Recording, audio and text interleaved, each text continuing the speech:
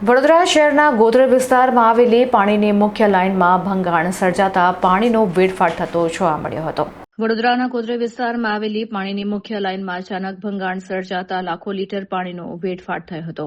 મુખ્ય લાઇન ફાટવાને કારણે રસ્તાઓ પર નદીઓ વહેતી હોય તેવા દ્રશ્યો સર્જાયા હતા, જેને પગલે સ્થાનિક રહીશો અને વાહન ચાલકો માટે મુશ્કેલી ઉભી થઈ હતી. ગોધરે પાણીની ટાંકી પાસે સર્જાયેલા ભંગાણને કારણે પાણી એટલી ઝડપે બહાર આવ્યું હતું કે જોતજોતામાં આસપાસના મુખ્ય માર્ગો પાણીમાં ગરકાવ થઈ ગયા હતા. ઉનાળાના ધોકધમતા તાપમાં રોડ ઉપર ભરાયેલા પાણીને કારણે વાહન ચાલકોને અવરજવર કરવામાં ભારે હાલાકી ભોગવવી પડી હતી. સ્થાનિકોએ આક્ષેપ કર્યો હતો કે લાખો લીટર શુદ્ધ પીવાનું પાણી ગટરમાં વહી રહ્યું છે.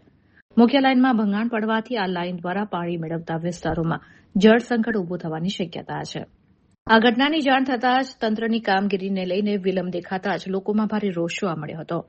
સ્થાનિકોએ માંગ કરી છે કે કોર્પોરેશન દ્વારા તાત્કાલિક ધોરણે યુદ્ધના ધોરણે સમારકામ શરૂ કરવામાં આવે, પાણીનો વેડફાટ અટકાવવામાં આવે અને વિસ્તારમાં પાણી પુરવઠો ખોરવાય નહીં તે માટે વૈકલ્પિક વ્યવસ્થા કરવામાં આવે તેવી માંગ કરવામાં આવી છે. ગોત્રીની આ ઘટનાએ તંત્રની પ્રી મોન્સૂન અને મેન્ટેનન્સ કામગીરી સામે અનેક સવાલો ઉભા કર્યા છે.